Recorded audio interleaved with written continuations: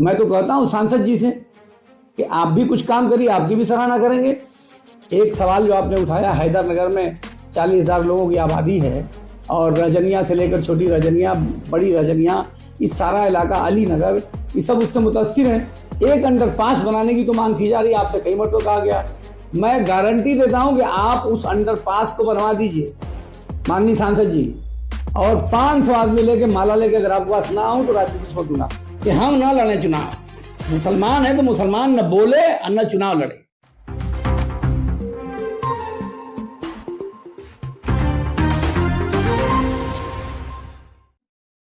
घोसी सांसद राजीराव और आपके बीच आरोप प्रत्यारोप चल रहा है। इस संबंध में आपसे कुछ प्रश्न करना चाहते हैं कि आखिर क्या बात हो गई कि घोसी के सांसद राजीराव इतने नाराज हो गए हैं कि आपको चाटुकार, मक्कार और धोखेबाज कह गए। देखिए, मेरी सिर्फ इतनी गलती है कि मैं मुसलमान हूं और मुसलमानों को बोलने का अधिकार कोई देना नहीं चाहता। भाई, सवाल पूछने का हक तो सबका है ना। मैं भी जनप्रतिनिधि हूं और वो भी जनप्रतिनिधि है। मैं छोटा जनप्रतिनिधि हूं, बड़े जनप्रतिनिधि, बड़े सदन के हैं, लेकिन वो सदस्य हैं, मैं मुखिया हूं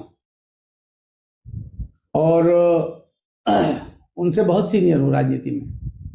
तो सवाल पूछना तो कोई बुरी बात नहीं है कि वो जातियात पे चले आए, और मैं उनका बहुत एहतराम करता हूं और इसलिए नहीं बोलता कि वो समाजवादी पार्टी के सांसद हैं। मैं जवाब नहीं देना चाहता उनकी बातों का, और समाजवादी पार्टी के बड़े एहसानात हैं मुझ पर, तो इसलिए मैं बोलता नहीं। लेकिन जब से मैं देख रहा हूं कि एमपी हुए हैं, तब से मेरे खिलाफ कुछ न कुछ प्रोपेगेंडा और खुराफात फैलाते रहते हैं।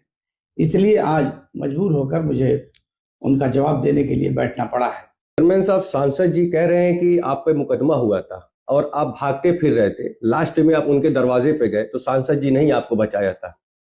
अब पता नहीं वो किस मुकदमे की बात कर रहे हैं, लेकिन एक मरतबा जब शाहीना चेयरमैन थी तब एक मुकदमा मेरे ऊपर हुआ था। मुकदमे तो मेरे ऊपर बहुत हैं, और उस मुकदमे के बारे में मुझे जो तत्कालीन एसपी थे, उन्होंने ये बताया था कि समाजवादी पार्टी के नेता ने ही आपसे हम लोगों पर मुकदमा करने के लिए कहा था।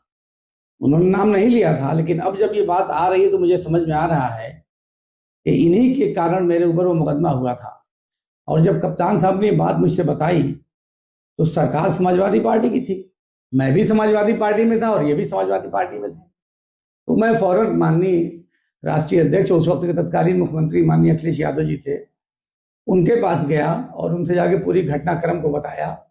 तो उन्होंने आदेश किया वो मुकदमा वापस करने का, और मुकदमा वापस हुआ। ये काहे को बेमतलब का एहसान जता रहे हैं। मुकदमा हुआ, भागते फिर रहे थे, हम कहाँ भागने वाले।